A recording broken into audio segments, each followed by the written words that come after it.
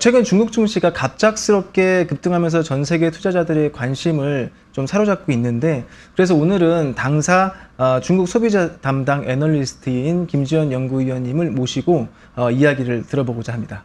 네, 안녕하세요. 안녕하세요. 오늘 매니저님을 모신 이유는 최근 중국 정부 정책 그리고 이에 대한 시장의 반응에 대한 해석을 좀 듣고자 함입니다. 먼저 일단 시장이 어떻게 움직였는지는 제가 CSI 300 지수 장기 차트를 그려봤는데요. 한번 차트 보시면서 최근의 급등이 얼마나 가팔랐는지 한번 같이 보시죠. 장기 차트 상에 보시면 맨 끝에 막대 한 3개 정도 갑자기 확 오른 부분이 있죠. 그 부분이 최근 한 달 사이 저점부터 장중 고점까지를 이은 선인데 그 상승률이 무려 28.5%였습니다. 하나의 그 개별 종목이 아니라 인덱스가 28.5% 정도 올랐다는 것은 어마어마한 거죠. 그리고 데이터를 좀 더 길게 늘려서 제가 확인을 해봤더니 2000년 이후 주간 상승률로 보니까 2008년 4월 25일 그 주간, 그리고 2008년 11월 14일 주간, 그 주간 상승률 다음으로, 그러니까 2000년 이후로는 주간 상승률로는 세 번째로 가장 높았다. 이게 굉장히 이례적인 현상이었다는 거죠. 그리고 다음 그림을 같이 보시면 이 회색 바는 제가 이제 중국 경기 부양 정책이 막 시작됐던 9월 24일부터 중국 본토 시장이 마감했던 9월 30일까지 상승률입니다. 그런데 이제 국경절 연휴가 그 후로 시작돼서 중국 본토 시장은 문을 닫았죠. 근데 이제 홍콩 증시 같은 경우에는 10월 1일 하루 휴장하고 그 이후로 계속 개장을 한 상황이고, 그리고 오늘도 이제 개장을 했습니다. 그래서 홍콩 증시 같은 경우에는 개장하고 나서도 추가적인 상승을 했죠. 그래서 전 세계 투자자들이 중국 본토 시장이 그 문을 닫아 있는 그런 기간 동안 추가적으로 중국 기업에 투자하기 위해서 홍콩 증시를 계속 들어왔다라고 볼 수 있고요. 이런 것들을 보면은 이번 주에 시작된 홍콩 증시, 그리고 이제 중국 증시는 오늘까지 마감이지 않습니까? 그래서 이제 오늘까지 마감을 하고 내일부터 새로 개장을 하는데, 새롭게 개장하는 중국 본토 증시도 추가적인 상승에 대한 기대감을 좀 더 높이지 않을까라는 이런 생각이 좀 듭니다. 자, 그런데 연구님, 도대체 중국 증시가 왜 이렇게 오른 거죠? 네, 맞습니다. 사실은 중국 증시가 이렇게 움직이는 것 가장 큰 이유가 당연히 부양 정책에 있다고 생각합니다. 네. 어떤 정책이 있었는지 좀. 맞습니다. 부양 정책은 사실은 우리가 최근에 많이 접해봤잖아요. 그래서 오늘 이 자리에서는 오히려 증시가 어떤 면에서 서프라이즈를 느꼈는지, 또한 정책의 내면에 그 이유에 대해서 좀 더 자세히 다뤄보고자 합니다. 네, 화면을 보면서 좀 더 자세히 설명드리겠습니다. 화면을 보시면 사실은 중국 정책에 총 3가지 서프라이즈가 있었는데요. 첫 번째 서프라이즈가 바로 발표된 시기입니다. 지난 9월 24일 날 금융계 수장들이 나서서 부양 패키지를 최초 발표했을 때 당시에는 사람들이 한 2, 3일 간다고 생각했어요. 네, 맞습니다. 그러나 그 24일 이후에 바로 9월 26일 날 중국 중앙정치국 경제현안회의가 열렸는데요. 맞습니다. 이게 가장 개최 시기가 매우 중요합니다. 보통 이런 경제현안회의는 4월, 그 다음에 7월, 12월 개최되는데요. 보통 기업들은 보통 분기 실적 이후에 기반으로 가이던스를 제시하잖아요. 중국 정부도 똑같이 이런 분기의 경제 지표 기반으로 향후의 전망을 설정하기 때문에 보통 이런 4월 아니면 7월, 12월에 발표합니다. 그러나 이 분기 실적 나오기 전에 10월 전에 9월에 발표했다는 뜻은 즉 경제의 지금 긴급성을 강조하는 것을 확인할 수 있습니다. 또한 여기서 가장 중요한 것은 발표 시기인데요. 보통 이런 정책 현안은 장후에 발표합니다. 그런데 이런 정책 현안을 장중에 발표했다는 것은 즉 이런 긍정적인 시그널을 시장에 전달하는 의도가 매우 명확한 것을 확인할 수 있습니다. 그것도 굉장히 특이한 포인트네요. 네, 맞습니다. 그 다음에 두 번째 포인트가 바로 자산 가치에 대한 중국 정부의 스탠스 변화입니다. 사실 과거에서는 중국 정부가 주로 공급 측 개혁 혹은 리스크 관리에만 집중해왔잖아요. 그러나 또한 소비 진작 관련된 내용은 계속 논의되었는데 구체적이고 실질적인 대안은 없었습니다. 그러나 이번에는 화면을 보시면 두 번째 항인데요. 이번 경기 부양 정책은 주식 시장의 유동성을 공급하고 부동산 가격 하락을 방지하는 데 초점을 맞추고 있는데요. 이는 중국 정부가 공급 측 개혁에 시간이 걸린다는 것을 이미 인지했고 그래서 대신 수요 측 개선, 즉 가계 자산의 개선에 적극 나섰다는 것을 나타내고 있다는 그렇죠. 것을 이 부분이 확인했습니다. 정말 저도 되게 특이했는데 주식시장에 그러니까 인민은행이 일반 은행들에게 대출을 해주고 혹은 지금 그 추가 에쿼티를 넣는다고 얘기가 나오지 않았습니까? 네, 맞습니다. 은행들은 그 돈을 가지고 주식 은행 증권 보험사들은 실제 주식에 투자를 해야 되고 혹은 개별 기업들이 자사주를 사는데 돈을 빌려주도록 지금 정책을 내놓은 것이지 맞아요. 않습니까? 낮은 금리로 네. 다시 그러니까, 주식을 살 수 있게. 직접적으로 주식을 살 수 있도록 금융 지원을 하고 있다는 것 자체가 주식시장을 띄우려는 굉장히 큰 의도를 갖고 있지 않나라는 생각이 좀 들더라고요, 저는. 네, 맞습니다. 그래서 사실 마지막 포인트가 가장 중요한데요. 마지막 포인트를 보시면 세 번째 서프라이즈가 시장 기대치 관리입니다. 사실은 중국의 정부는 과거에는 사후 관리에 주력했고 문제가 발생했을 때 혹은 경제 지표가 악화됐을 때 조치를 취하는 경우가 매우 많았습니다. 그런데 현재 시장에서는 오히려 옆표를 보시면 과거에는 모호한 표현을 많이 했는데 이번에는 좀 더 정확한 표현을 밝힌 적이 있습니다. 여기에서 보시면 향후에 추가 정책을 발표할 것으로 예상되고 또한 필요시에는 4분기에 지급 준비율 25에서 50bp 인하할 수 있다는 입장도 명확히 밝혔고 여기서 가장 중요한 것은 만약 주식시장 부양 정책이 효과가 있을 경우 그 규모를 더 확대할 수 있다는 점입니다. 네. 즉, 이 유동성 공급은 아까 앞서 말씀드린 것처럼 5천억 위안, 2천억, 이런 3천억 위안만 제한 두는 게 아니라 더 많은 공급이 이루어질 수 있다고 이런 시장의 상상력을 이런 붙어 넣는 상황이 있다고 생각하시면 됩니다. 또한 여기서 가장 중요한 게 20표를 보시면 26일 정치국 회의에서 통화 정책, 방금 말씀드린 것처럼 통화 정책, 부동산 시장 부양, 이런 증시 안정화뿐만 아니라 또 필요한 재정 지출 보장과 함께 24년의 GDP 목표 달성을 위한 노력을 언급했습니다. 이에 따라 아마도 향후의 재정 정책의 지출에 대한 이런 기대감이 커진 상황이라고 생각하시면 됩니다. 이러한 세 가지 서프라이즈가 시장의 증시에 이끄는 가장 중요한 동력으로 작용했다고 생각합니다. 지금 채팅창에 질문 보면 정보 감사합니다. 이 부양책이 장기적으로 영향을 줄까요? 아니면 단기 이슈로 끝나게 될까요? 이런 질문은 사실은 누구나 가질 수 있는 질문이고 저 또한 이제 데이터나 아니면 뉴스를 확인해 봤을 때 지금 최초의 그 금융시장 지원 그리고 경기 부양 조치 이후에 추가적으로 이제 중국 경기가 계속해서 나아지려면 10월 달에 재정 정책에 대한 구체적인 가이드라인이 나와야 된다라는 그런 의견들이 많이 있더라고요. 이런 부분에 대해서는 또 어떻게 보시나요?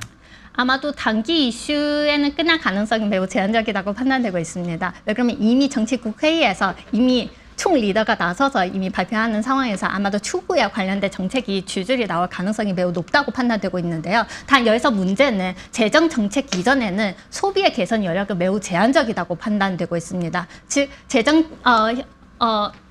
뒤에 조금만 소비 관련된 네네. 내용을 좀 더 자세히 설명드리겠습니다.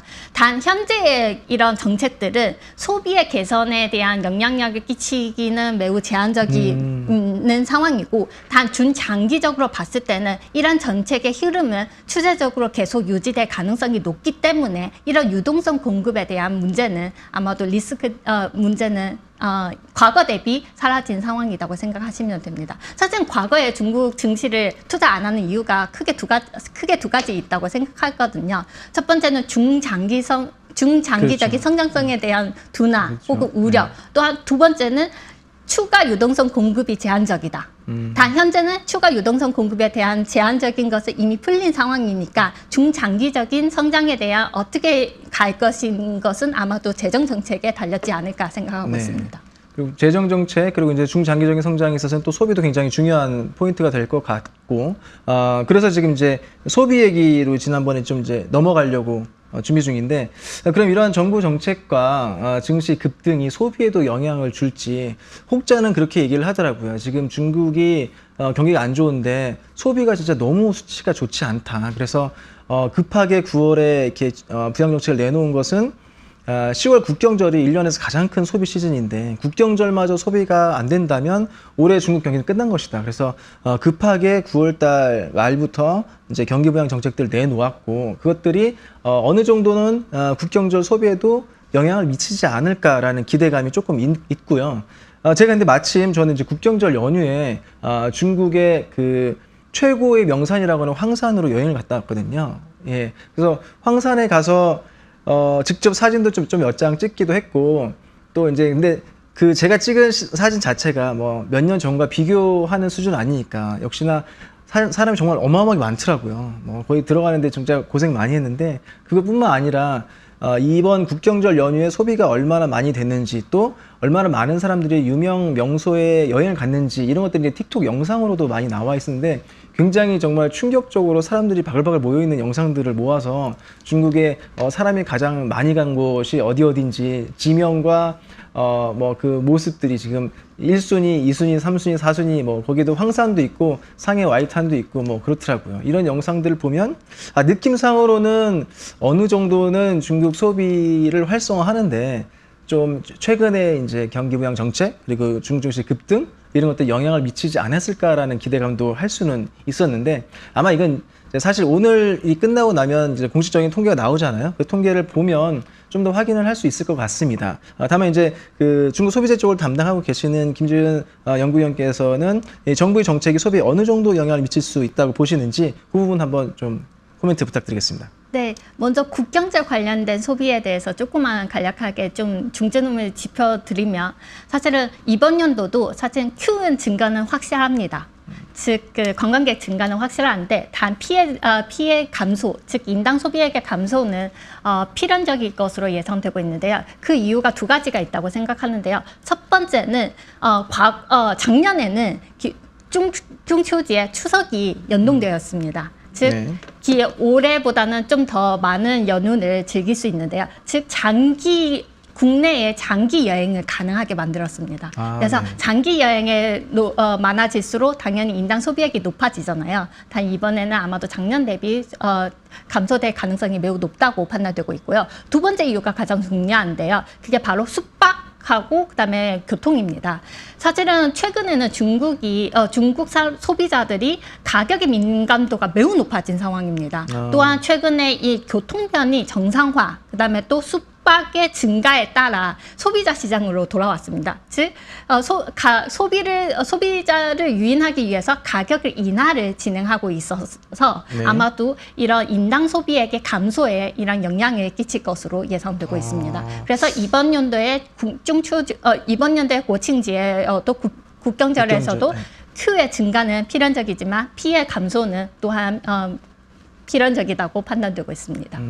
좀 부동산은 어떨까요? 지금 어쨌든 장기적인 소비에 있어서는 부동산 시장이 안정화돼야지 사람들이 좀 마음을 놓고 조금 소비를 꾸준히 늘릴 것 같은데. 아주 중요한 네. 포인트를 짚어주셨는데요. 네, 화면을 조금만 보면서 좀 자세히 설명드리겠습니다. 최근에 사실은 9월 달에 이런 그 부동산 시장 하락을 방지하고 회복을 유도하는 가이드라인을 발표했잖아요. 그 이후에 바로 일선 도시에서 구매 제한 완화 정책이 실행되었습니다. 네. 그러므로 10월 1일부터 10월 5일까지 일선 도시의 30개 도시의 주택 거래량이 전년 동기 대비 28% 증가했습니다. 높은 거 아닌가요, 이 정도면? 매우 높은 겁니다. 과거에는 마이너스거든요. 과거 네. 기간에는 다 마이너스인데 28%는 매우 높은 수준입니다. 단 여기서 우리가 주목할 것은 1월에서 국경절 기간은 어떤 기간입니까? 관광 시즌이에요. 네. 즉, 이 거래량이 보통 거래량의 5분의 1밖에 안 됩니다. 즉, 이런 지표로 사실은 전반 추세가 전환됐다고 설명하기는 매우 사실은 지표가 열악하기 때문에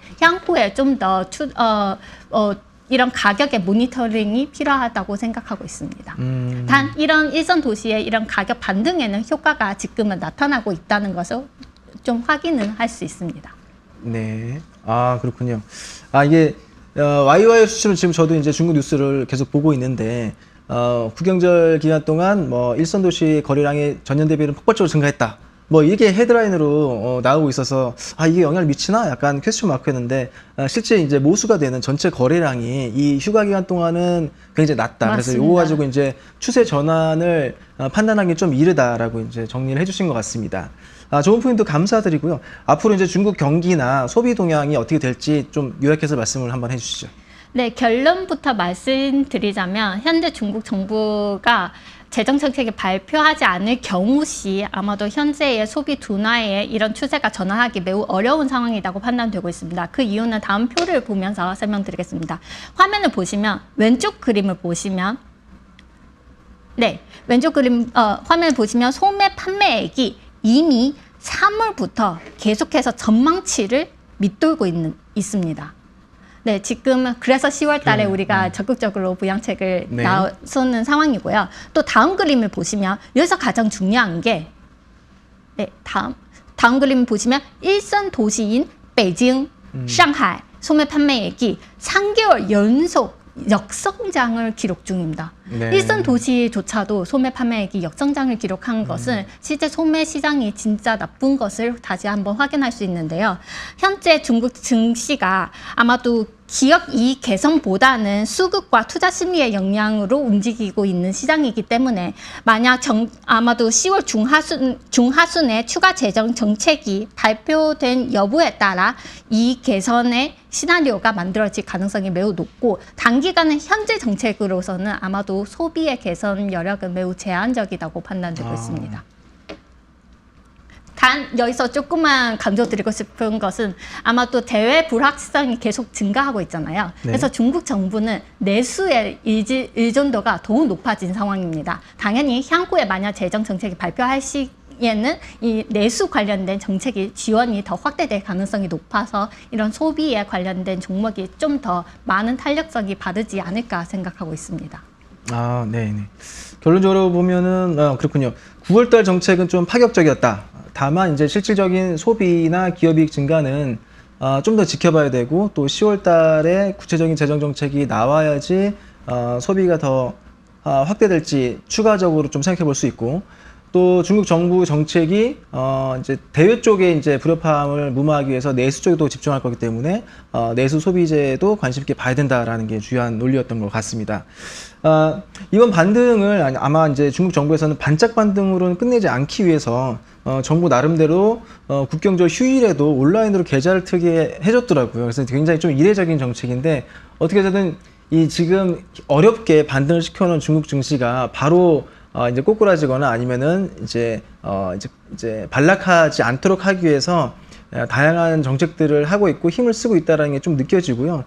그런 관점에서 본다면 지금 너무 빠르게 오른 시장이긴 하지만 지금 올해 2번의 저점을 찍었잖아요. 한번 1월 말쯤에 이제 저점 찍고 반등을 했다가 쭉 흘러내리다가 이번에 저점을 찍고 다시 세게 오르는 상황에서 아마도 올 연말까지 전저점까지 하락하는 경우는 좀 보기 어렵지 않을까 생각이 듭니다. 그래서 그런 관점에서 본다면은 그동안에 이제 중국 주식 비중을 너무 낮게 혹은 거의 투자하지 않으셨던 분들 같은 경우에는 조금씩 중국 시장 자체에도 관심을 가진 것도 괜찮지 않나라는 생각을 하고 추가적으로 중국 정부의 정책적인 이슈나 시장 이슈 또 새로운 변화들이 있으면 그때그때마다 저희가 팔로우를 하면서 투자자분들에게 좋은 정보를 전달해 드리도록 하겠습니다.